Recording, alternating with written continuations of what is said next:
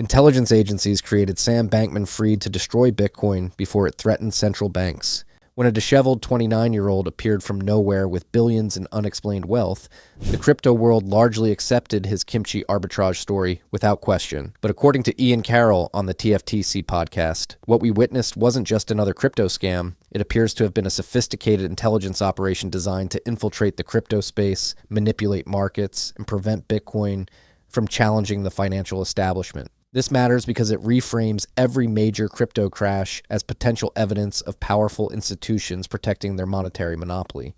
If central banks and intelligence agencies are actively working to sabotage Bitcoin, then these aren't random market events. They're deliberate interventions to maintain control of the global financial system. And the operation likely didn't end with FTX's collapse. New assets may already be positioned for the next controlled demolition. Sam Bankman-Fried wasn't just a scammer. He was the ideal psychological profile for an intelligence operation. In 2021, a peculiar figure with disheveled hair and bizarre habits emerged from nowhere to dominate crypto. Despite no significant track record, SBF was suddenly everywhere. Magazine covers, congressional hearings, sports arenas, and political fundraisers. His backstory about exploiting the kimchi premium raised immediate red flags among veteran Bitcoiners who knew such arbitrage was practically impossible without deep connections and multiple bank accounts in Korea. Yet somehow, this 20-something had supposedly mastered what industry experts couldn't achieve. Ian Carroll dissects why SBF was the perfect candidate. Basically everything about Sam Bankman-Fried didn't pass the sniff test, right up to him being the exact kind of personality that like an intelligence agency or like a subversion operation would look for to kind of make a patsy out of.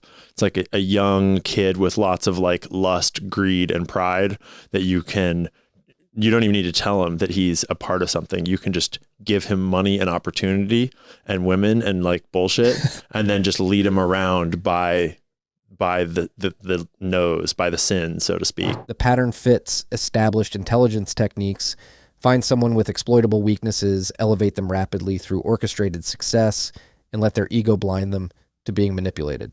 SBF's sudden knowledge of complex crypto regulation and immediate access to lawmakers further suggests powerful backing. As Carroll emphasizes, this wasn't just opportunism, but a calculated selection of someone with the right psychological vulnerabilities. What makes this truly sinister is that SBF likely wasn't a conscious participant, but rather a manipulated figurehead, a useful idiot in intelligence parlance. Unlike a typical asset who knows their handler, SBF's ambition, greed, and self-importance made him the perfect unwitting frontman. He could genuinely believe his own narrative, while powerful interests used his empire to infiltrate and undermine cryptocurrency just as it threatened traditional financial power. This explains his bewildering confidence even as FTX collapsed. He genuinely believed he was untouchable because, until that moment, powerful forces had made him so. FTX emerged at precisely the moment central banks realized they were losing control of the money narrative. The timing couldn't have been more suspicious. Throughout 2020 to 2021, central banks worldwide began publicly acknowledging they had fallen behind on digital currency development as Bitcoin gained institutional adoption.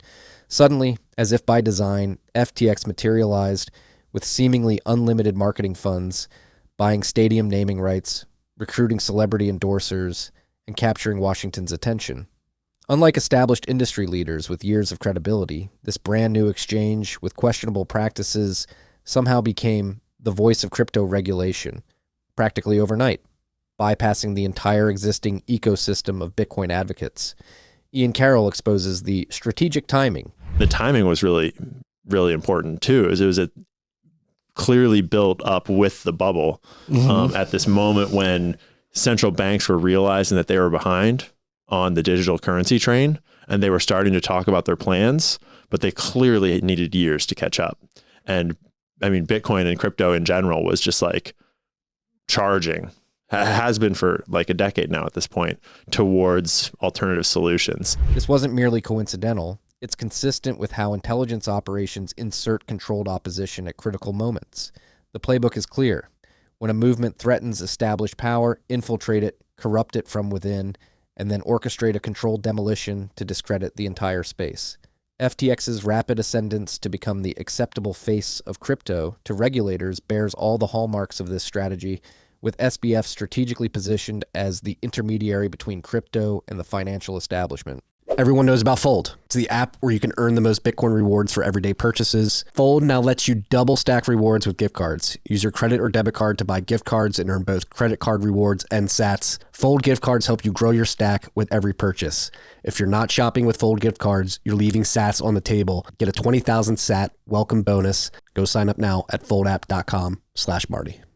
The operation reveals a desperate scramble by financial elites to buy time. By installing a controlled entity at the center of the crypto narrative, they could simultaneously corrupt the space, dilute Bitcoin's message with altcoin distractions, and slow momentum while developing their centralized alternatives.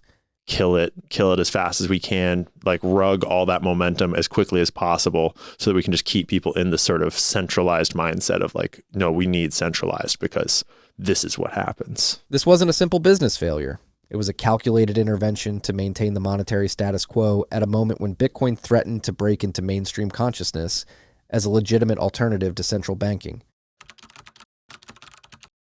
Bitcoin should have hit $100,000, but FTX was secretly sabotaging its price. Throughout the 2021 bull market, Bitcoin's price movements defied logical expectations. Despite unprecedented institutional adoption from MicroStrategy, Tesla, and major investment funds, despite retail interest reaching all-time highs, despite inflation concerns driving demand for alternatives to fiat, Bitcoin repeatedly failed to break through key psychological barriers. Market observers noticed strange patterns. Whenever Bitcoin gained significant momentum, massive sell walls would mysteriously appear on exchanges, particularly FTX, creating artificial resistance that stalled upward price movement. These weren't normal market dynamics, but bore the hallmarks of coordinated price suppression. Carroll reveals the manipulation mechanism. It's similar to like gold and silver markets. It's like a lot of people make these arguments that I find kind of weird, that it's like you can't manipulate precious metals markets. That's why I buy gold. I'm like, bro, have you looked at the precious metals market at all? Like, do you know about JP Morgan and precious metals? And I don't know that much about it, but I know it's manipulated. But it's only manipulated within a certain like range of fundamental principles, whereas the crypto market, Bitcoin excluded, crypto, like all these shit coins and stuff, like it's not only manipulated, but it's manipulated within a space that has no guardrails against manipulation whatsoever. This wasn't merely poor risk management or exchange malfeasance. It appears to have been deliberate price manipulation with a specific target. By using customer deposits to actively sell Bitcoin during key breakout moments, FTX could effectively cap Bitcoin's price potential while simultaneously promoting alternative cryptocurrencies that posed no real threat to the financial establishment.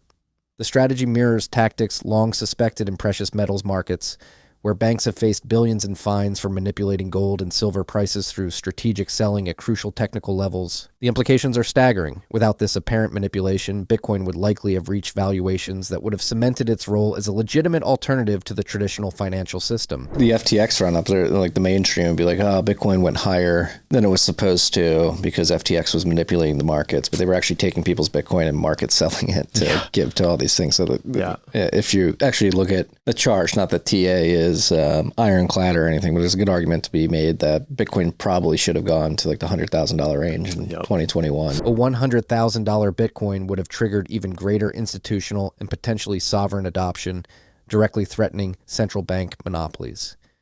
The FTX operation appears to have been precisely designed to prevent this price breakthrough, creating a ceiling that kept Bitcoin from reaching the psychological threshold where it might have achieved unstoppable momentum. This wasn't market dynamics. It was price warfare against a monetary revolution.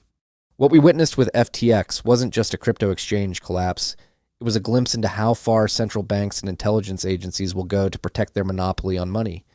But the battle for financial control isn't over. As Bitcoin approaches its next halving and central banks rush to launch their CBDCs, the forces behind the SBF operation are already mobilizing their next assault on financial freedom.